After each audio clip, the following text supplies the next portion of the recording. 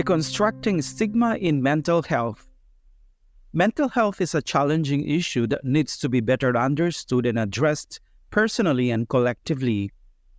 Joseph Siason gives us a picture of mental health in our present context. Mental health is a very crucial issue that needs to be understood by all in its proper context. Can you give us a sort of primer on mental health and explain how important it is in our life? According to the World Health Organization, or the WHO, mental health is a state of mental well-being that enables people to cope with the stresses of life, realize their abilities, learn well and work well, and contribute to their community. It is an essential part of health and well-being that supports our abilities to make decisions, build relationships, and shape the world we live in. Moreover, mental health is a basic human right, and it is crucial to personal, community, and socio-economic development. While the WHO is very clear on the definition of mental health, this topic remains something greatly misunderstood by a lot of our countrymen.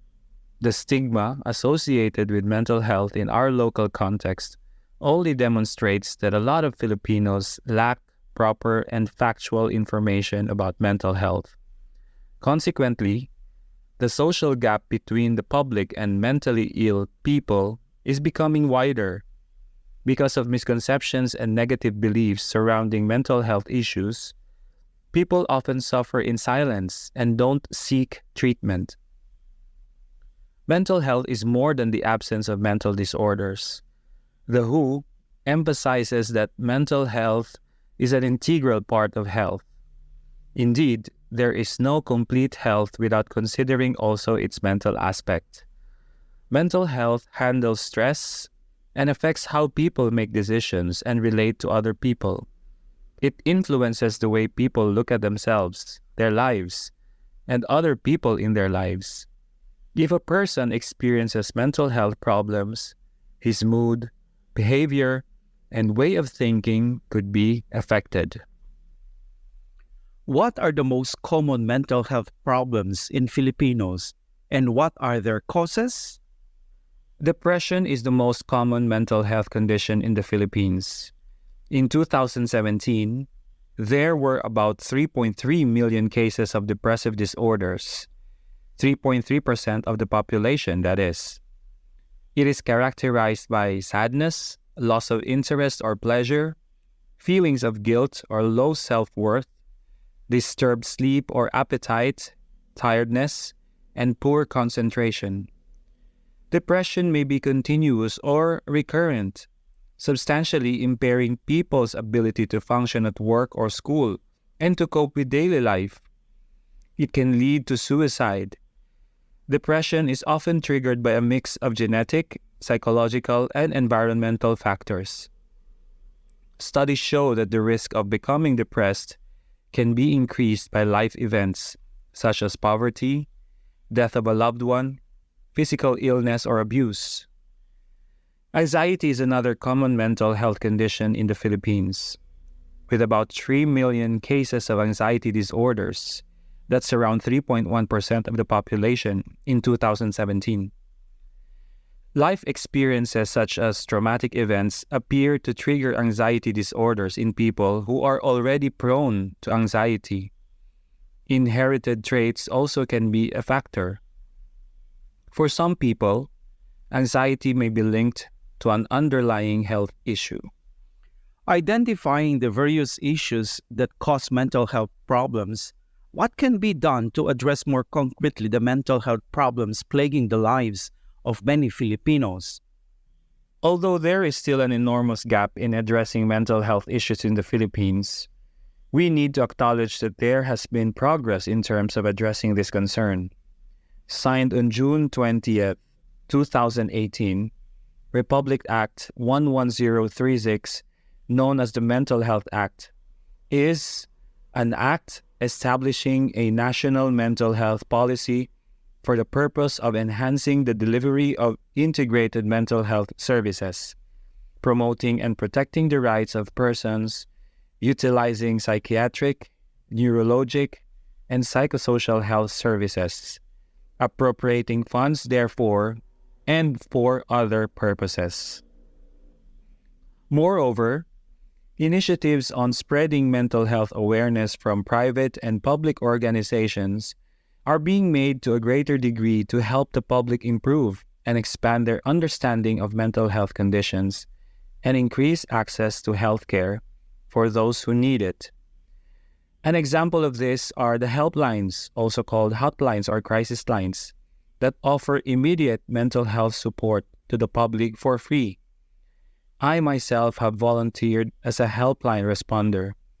I was happy to provide a safe space for callers who needed to talk, unpack their burdens, and receive support by actively listening to them, helping them process their emotions, and working with them to determine meaningful steps forward.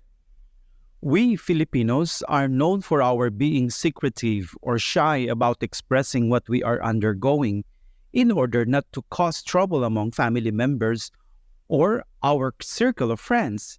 How can we help those who are hindered by this? As children, we have been often told to ask for help whenever we have difficulty doing a task. This simple act seems to get harder as we get older.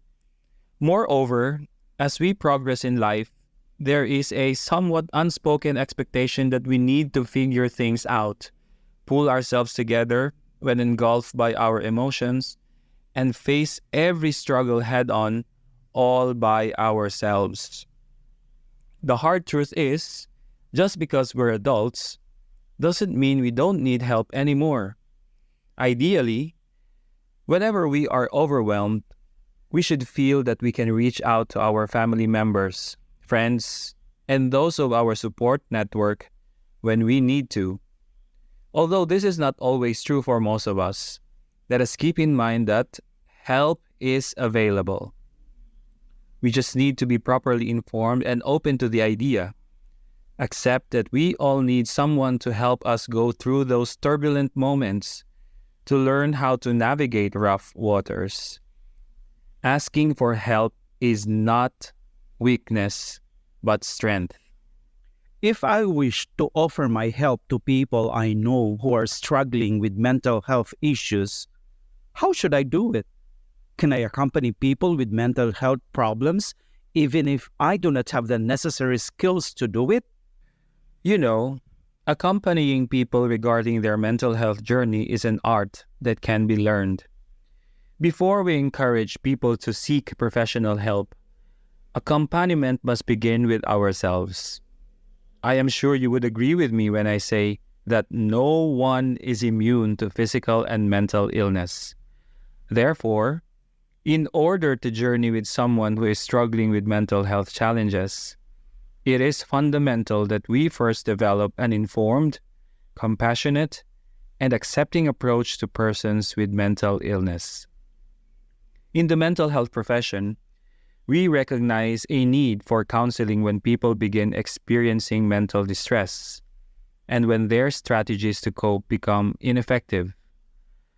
To accompany someone is to go somewhere with him or her, to break bread together, to share a meal, to be present on a journey with a beginning and an end.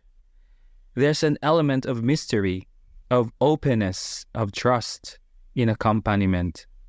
The companion, or in French, the accompagnateur, says, I'll go with you and support you on your journey wherever it leads. I'll share your fate for a while. And by a while, I don't mean a little while. Accompaniment is about sticking with a task until it's deemed completed, not by the one that accompanies, but by the person being accompanied. True enough, there is still much to be done in this advocacy to serve people greatly affected by mental health issues. How can we work together to be mental health advocates? Any suggestions for those who may be interested in joining this very timely advocacy? Numerous prejudices surround mental health and mental illnesses. Most of the time, It is a result of ignorance by many who do not have a deep and clear understanding of the subject. However, younger generations and more educated people seem to be more tolerant. A previous encounter and interaction with a patient challenged by some form of mental illness also reduce stigma and fear, which further increases awareness of the situation in which these people find themselves.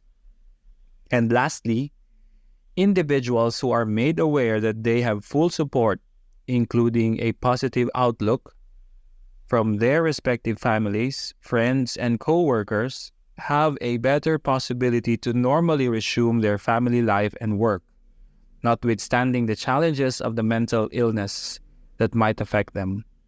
If we work together, we can provide accurate information for everyone. This will lead to a better understanding of what mental health is, and thus put an end to the stigma. Thank you very much, Mr. Joseph Siason, for granting us your time to do this interview. We also thank our listeners. This is Romeo Pelayo Vital of New City Press.